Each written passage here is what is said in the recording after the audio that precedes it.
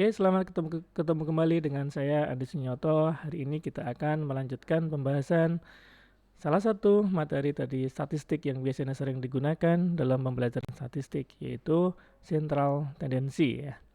Di dalam central tendency ini nanti kita akan membahas ada 3 hal, yaitu mean, median, dan modus. Mungkin kita semua sudah sering mendengar bahkan menggunakan itu mean, median, dan modus. Nanti kita akan mempraktekkan ketiga model itu, mean, median, dan modus, akan menggunakan dua data, yaitu data yang bersifat tunggal dan data kelompok ya. Oke, kita langsung mulai saja. Apa itu central tendency?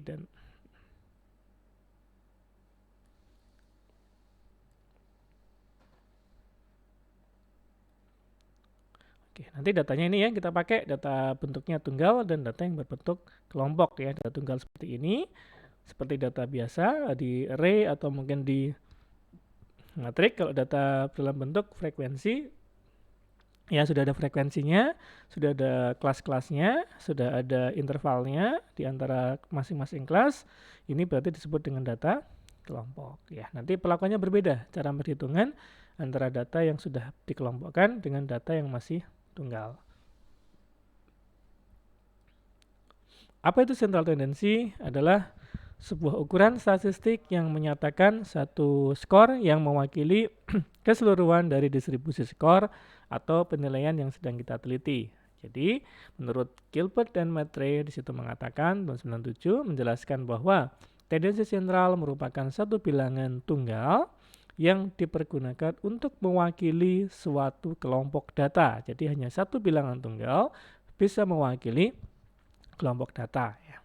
Tujuannya apa? Tujuannya pengukuran central tendency adalah untuk menerangkan secara akurat tentang skor penilaian suatu objek yang sedang diteliti, baik secara individu maupun secara kelompok melalui pengukuran tunggal. Dengan demikian, maka gejala pusat atau central tendency ini merupakan penyederhanaan data untuk mempermudah peneliti membuat interpretasi ya, dan mengambil kesimpulan menurut Ni Arianto tahun 2004. Jadi hanya dengan satu data itu bisa digunakan untuk interpretasi dari kelompok data. Oke, jadi central tendency nanti dibagi jadi 3 ya, ada mean, median, sama modus. Kalau kita lihat dari gambar yang ada di sini, ini adalah bentuk dari distribusi data yang ada yang biasanya kita pakai. Ada distribusi berbentuk normal, kemudian yang condong ke arah kiri atau disebut dengan negative direction ya, atau yang ini adalah skew-nya atau kemiringannya ke arah kanan atau disebut dengan positive direction. Jika distribusi simetris, maka mean, median, dan modus akan berada pada satu titik puncak pada kurva ya. Yang distribusi simetris itu yang normal ini yang tengah. Jadi semuanya berada pada titik puncak yang sama, garis yang sama. Sedangkan jika distribusi menceng atau miring atau skewness ke arah negatif maupun positif, yang gambar kanan sama kirinya, maka ketiganya akan terpencar. Modus tetap berada di puncak titik min, dan min akan ditarik ke arah yang nilai ekstrim, lebih kanan atau lebih kiri. Ya, di sini contohnya lebih kiri, ini lebih kanan. Sedangkan median berada di antaranya, artinya median berada di antara modus dan min. Ya. Untuk kasus yang skew-nya positif juga sama. Oke. Jika distribusi menceng atau skewness-nya, median merupakan ukuran tendensi sentral yang lebih baik dari mean. Kenapa? Karena mean itu berada lebih jauh ya ke arah kemencengan. Kalau kita median itu lebih kecil karena dia ada di antara di tengah-tengahnya. Oke, kita sekarang akan menghitung, saya kasih contoh untuk menghitung nilai rata-rata untuk data tunggal. Means adalah nilai yang diperoleh dari penjumlahan semua data dibagi dengan banyaknya data. Bilangan tunggal yang mewakili nilai sentral ya sebuah distribusi. Mean itu melambangkan, kalau melambangkan sampel data maka disimbolkan dengan X bar, sedangkan mean untuk populasi data disimbolkan dengan nilai mu ya, simbolnya ini X bar sama mu.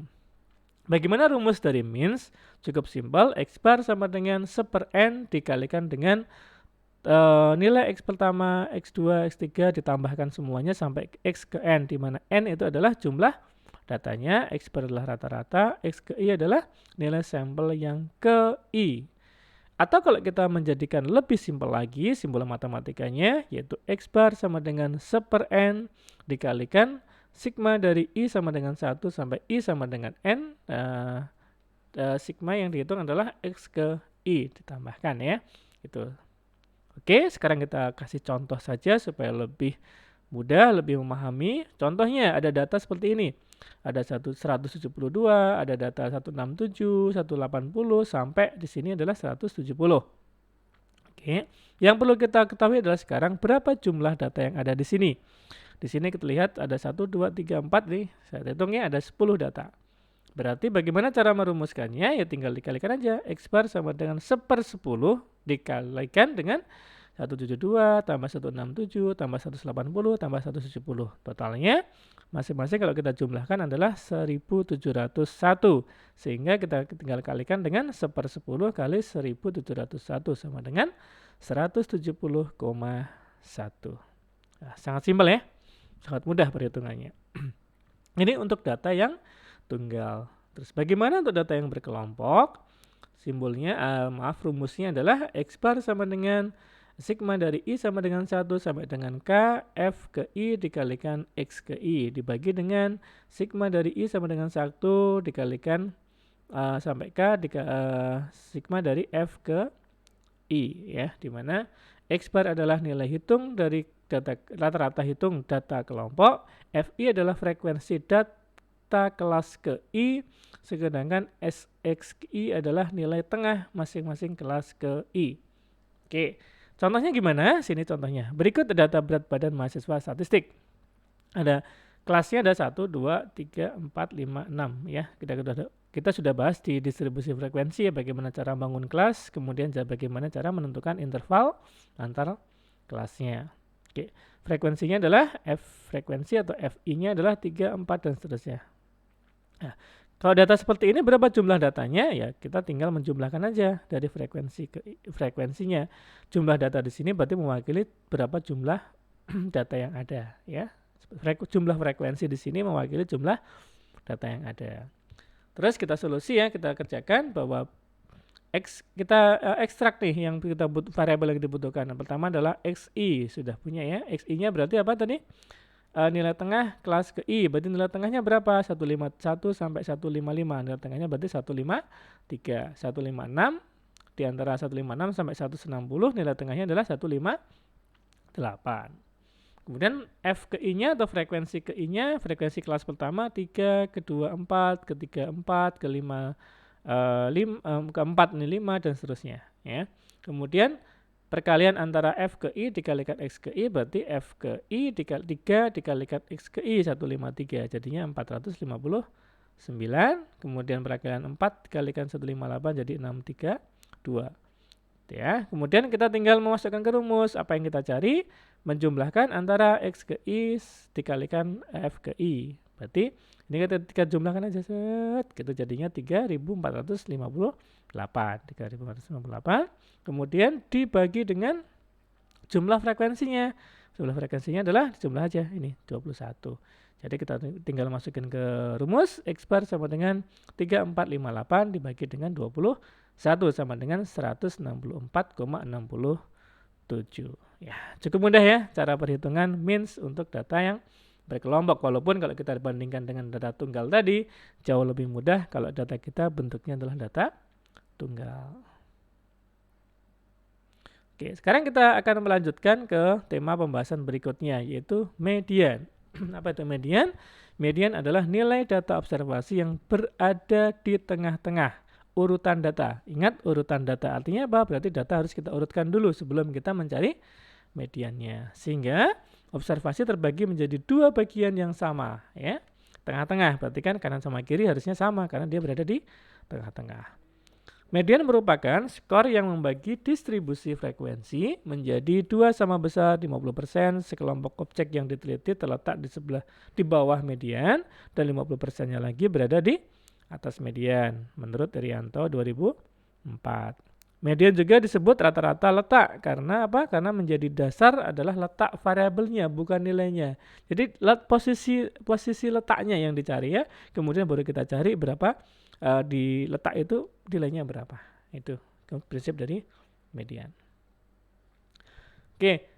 Untuk data tunggal maka median data tunggal itu kita bagi menjadi caranya di dua, yaitu jumlah datanya adalah ganjil dan jumlah datanya adalah genap. Untuk data ganjil rumusnya gimana? Di sini adalah ME atau median ya, sama dengan X N plus 1 dibagi dengan 2, di mana X ke N plus 1 adalah indeksnya ya, bukan nilainya, tapi bukan nilai X, indeks dari X ya. Nilai data, kemudian N adalah jumlah datanya. Contohnya 172, 167, 180. Kita lihat ini jumlah datanya adalah sini ada jumlah datanya ada 9, N-nya ada 9. Berarti mediumnya berapa? Mediannya ada X 9 plus 1 bagi 2 ya, atau X sama dengan 5. Jadi di mana letak mediannya adalah di X yang ke 5. Dari rumus matematis di atas diperoleh bahwa median berada di X ke 5. Untuk mengetahui X ke 5 maka harus diurutkan terlebih dahulu. Sekali lagi ya, harus diurutkan terlebih dahulu. Hasil pengurutan data adalah sebagai berikut. 160, 167, 169 dan seterusnya. Kita ambil nilai X ke 5, yaitu ada 171, sehingga mediannya adalah 171. Seperti itu. Terus bagaimana kalau kita jumlah datanya adalah bukan ganjil tapi genap. Di sini kita akan cek ya. Mediannya adalah sama ini median, kemudian X adalah nilai datanya, kemudian N adalah jumlah datanya. Contohnya tadi ya ini ya, 172 tambah 100, ini saya tambah 179 supaya datanya menjadi 10 ya, atau genap. Jumlah data atau N-nya adalah 10. Berarti rumusnya gimana? Setengah dari X ya, X dari indeks 10 bagi 2 plus X 10 bagi 2 plus 1. Berarti indeks nilai berapa? Setengah dari nilai X ke 5 ditambah nilai X ke 6 dibagi dengan 2 atau dikalikan dengan setengah. Jadi rumusnya adalah seperti ini ya, bahwa nilainya adalah X ke 5 adalah 171, X ke 6 adalah 172. Berapa mediannya? Berarti setengah kali 171 plus 172 sama dengan 171,5. Ini kalau kita mau menghitung nilai median dari sebuah data tunggal untuk nilainya ganjil dan N-nya adalah genap. Berbeda ya. Terus bagaimana kalau kita mau menghitung nilai median dengan data yang sudah berkelompok? Rumusnya sini ya. ME sama dengan TPI plus P dikalikan setengah NNF minus FKI dibagi dengan F ke I ya, FI. Berarti apa? Median ME adalah median, TPI adalah batas kelas interval yang mengandung nilai ME, kemudian FKI adalah frekuensi kelas interval yang mengandung median, kemudian FI adalah frekuensi kumulatif sebelum kelas interval mengandung median. Ya, kemudian panjang kelas intervalnya. Oke, sekarang kalau kita punya data kelompok seperti ini ya, bagaimana cara menyelesaikannya? Solusinya adalah kita ketahui, kita butuh N-nya berapa? 50, udah kita ketahui. Di mana letak mediannya? Di antara 25 dan 26 ya. Letaknya di situ. Kalau kita lihat kan berarti kan ini 50 kan ya, berarti 50 berarti di antara 25 dan 26. Data ke 25 dan data ke 26 berada di kelas berapa? Berada di kelas 4 ya. Kalau kita lihat ini ada kan ini 2 tambah 6 tambah 7 ya, kemudian tambah 20 berarti kan data di situ ya. Berarti di kelas antara kelas keempat yaitu 70. Sorry, ini harusnya 73 ya. 73 sampai 79 ya. Kelas interval keempat ini disebut dengan kelas median. Kemudian dari data yang kita peroleh ini tadi kita akan masukkan ke rumus bahwa TPI-nya adalah tadi batas kelas interval yang mengandung ME, berarti batas kelas, berarti kan 172 ya, Sorry, sini 173 itu ya, maaf 173. 173 ya dikurangi setengah berarti 172,5 ya. Kenapa? Karena batas interval itu kan mesti dikurangi dengan setengahnya. Frekuensi kumulatifnya sebelum kelas median adalah FK ke I. Berarti apa? Sebelumnya kelasnya kan ini 20, berarti kelas sebelumnya berarti frekuensinya adalah 2 tambah 6 tambah 7, berarti 15. Dan frekuensi kelas median sama dengan F ke I, berarti 20. Nah, bahwa panjang kelas adalah 7, P7 ya, 52 ke 59, 58, 52, 53, 54, 56, 55, 56, 57, 58. Ada 7 ya. P-nya berarti 7. Sekarang kita masukin rumus, tinggal masuk ke rumus ya. TPI 72 plus 7, P-nya 7, kemudian setengah kali N, setengah 50 dikurangi FKI 15, kemudian dibagi dengan FI 20. Jadinya adalah totalnya 76. Hasil perhitungan berapa median data per kelompok untuk data per kelompok yang seperti ini. Oke ya. Sekarang min sudah, median sudah, sekarang modus ya. Modus bagaimana kalau modus atau mod adalah dalam bahasa Inggris nilai variabel atribut yang memiliki frekuensi terbanyak menurut Mangkuatmojo 97. Dengan kata lain, modus dianggap sebagai nilai yang menunjukkan nilai-nilai yang lain terkonsentrasi. Modus dapat dicari dalam distribusi frekuensi satuan maupun kelompok. Jadi kita bisa mencari datanya dalam bentuk data tunggal maupun data kelompok. Jika dalam suatu kelompok data memiliki lebih dari satu nilai yang sering muncul, maka sekumpulan data tersebut memiliki lebih dari satu modus. Jadi kalau nanti ternyata jumlah frekuensinya itu sama, maka dua-duanya sebagai modus yang lebih dikenal dengan nama adalah bimodal. Tetapi misalnya nih, ternyata data itu modusnya lebih dari 2, maka disebut dengan multimodal. Ya, kalau modus 1 aja berarti modus, kalau modusnya 2 namanya bimodal, kalau modusnya 3 berarti namanya modus multimodal. Jika dalam kelompok tidak terdapat satupun nilai data yang sering muncul, maka kelompok data tersebut dianggap tidak memiliki modus. Misalnya nih, frekuensinya semua data 1 semuanya, atau 2 semuanya, atau 3 semuanya. Ya, berarti dia tidak memiliki modus, karena semua data muncul frekuensinya sama. Oke, sekarang kita coba menghitung ya. Di sini ada, ini harusnya 65 ya, maaf sekali lagi.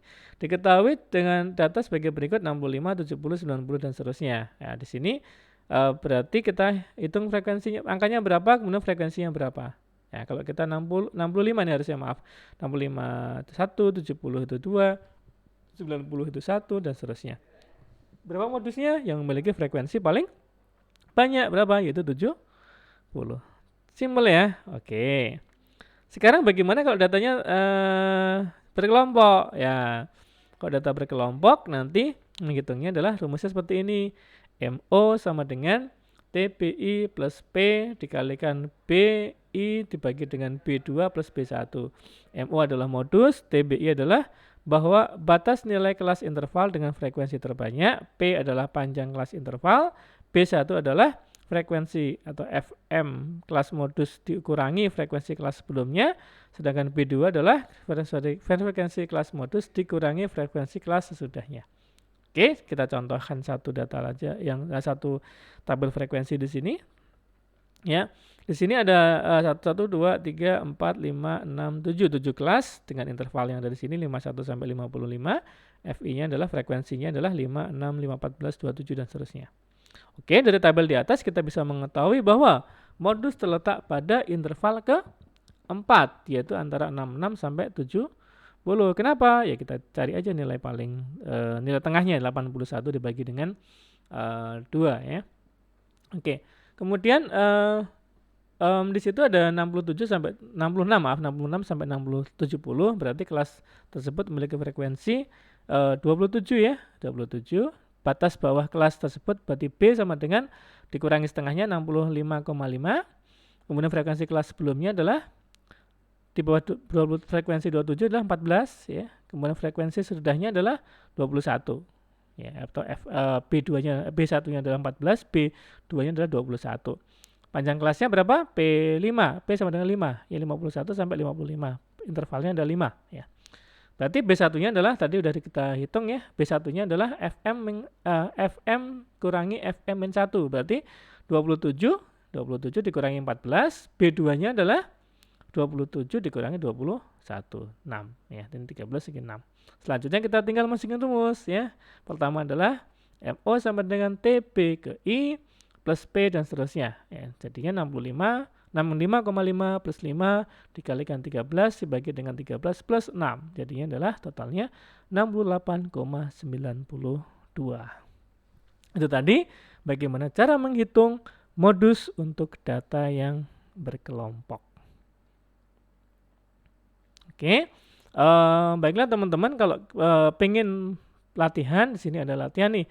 Cukup banyak angkanya di sini, teman-teman bisa menentukan berapa min, median, dan modus untuk data di sini. Ya, kalau bisa dikerjakan dengan tahapan menggunakan rumus, tidak langsung hasil akhirnya. Oke, teman-teman, terima kasih atas perhatiannya. Mungkin kita akan ketemu lagi di materi-materi berikutnya. Untuk signal tendensi cukup sekian. Terima kasih atensinya, dan kita ketemu lagi di pertemuan yang lain atau di tema yang lain.